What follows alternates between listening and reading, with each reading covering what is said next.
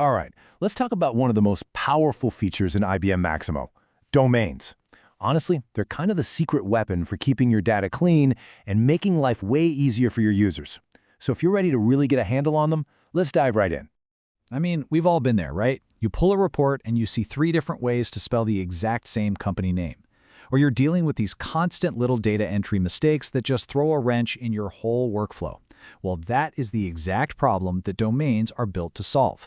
Think of them as the gatekeepers for your data quality. So here's our game plan. We're going to start with the absolute fundamentals, what domains even are. Then we'll get into the basic static domains, the easy stuff. After that, we'll ramp it up to the more powerful dynamic types. And we'll wrap things up with some tricky advanced concepts and a real practical blueprint to get you started. Sound good? Let's do it. Okay, first things first. What in the world are domains? The best way I've heard it described is that they're like guardrails for your data. They keep your users on the right road, guiding their entries and, more importantly, stopping bad data before it ever gets a chance to mess up your system. So here's the official definition. It's a validation and a selection mechanism. And that's a key distinction. It's not just about slapping the user's hand and saying, nope, wrong entry. It's also about actively helping them by giving them a list of the right things to choose from.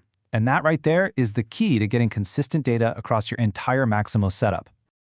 And this is where it gets really interesting. Domains do so much more than just validate.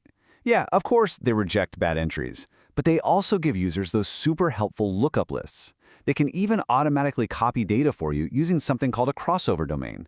And they can even show or hide certain values based on other things on the screen. They're incredibly flexible. All right, let's get into our first major category, static domains.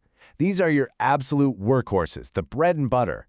They're the simplest to set up, and they're perfect for any list of values that, doesn't really change all that often. The most common type of static domain you're going to see is the ALN, which just stands for alphanumeric.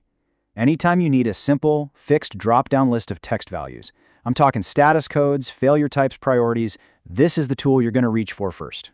Now, listen up, because this is probably the most critical rule on this entire slide.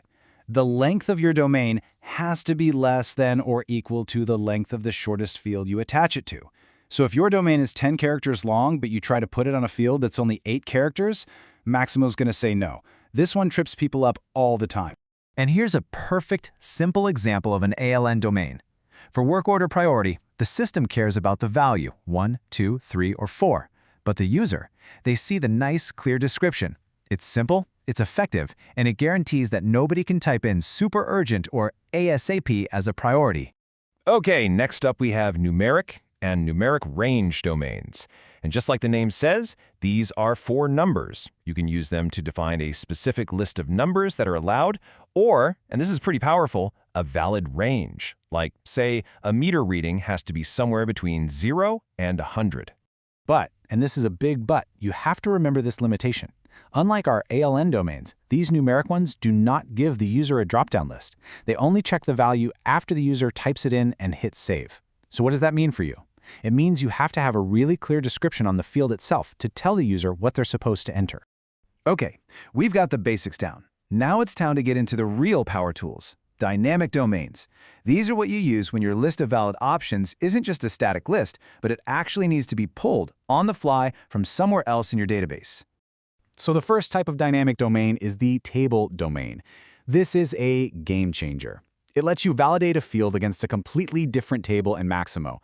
So, for example, when a user types in an asset number on a work order, a table domain can instantly check the asset table to make sure that asset is, a real thing and that it's active. And this right here is probably the single most important tip for table domains. I cannot stress this enough. So many things in Maximo are tied to a specific site.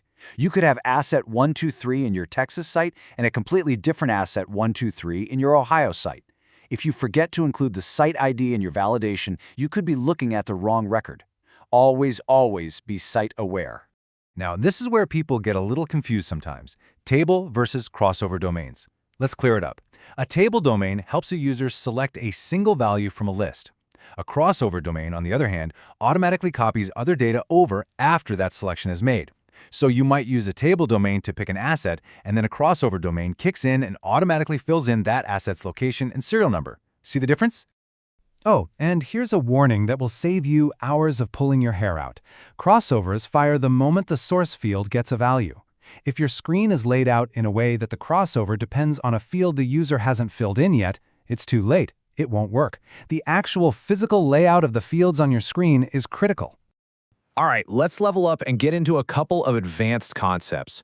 These are things that are absolutely crucial for getting domains to work right in more complex setups, especially when you're dealing with different organizations or need more user-friendly labels.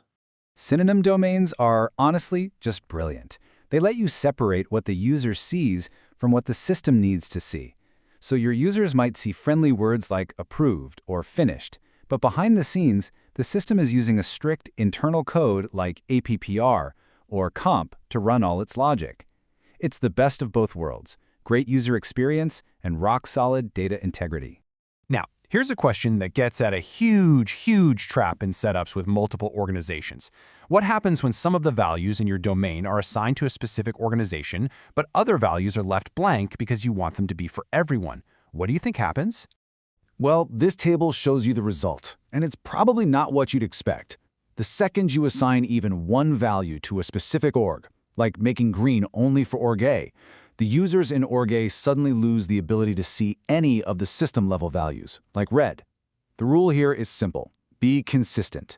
Either scope all of your values to specific orgs or scope none of them. Mixing and matching just leads to chaos. Okay, we have covered a lot of theory, so now let's make it practical. Let's build a blueprint for how to actually implement these things correctly and, how to fix them when they inevitably go a little sideways. And here it is, the whole process from start to finish. It's a pretty logical workflow, right? You start with the design, you build the domain, you hook it up to the database attribute, apply the changes, add it to the screen for the user, and then, and this is the most important part, you test it, and test it again before you ever think about deploying it. You know what? You should probably just take a picture of this slide. These are the greatest hits of domain problems. If a crossover isn't firing, the very first thing you should check is the order of the fields on your screen. If you're seeing duplicate values in a lookup list, I'd bet you forgot to add the site ID to your validation. This little guide can save you a ton of headaches. Wow, we've covered a lot of ground, from the simple ALN domains all the way up to the tricky logic of crossovers and org scoping. But the real power isn't just knowing this stuff, it's using it. So my final question is for you. Now that you have this toolkit, what's the first data entry point, the first messy report in your system that you can go and fix with a smart, well-designed domain?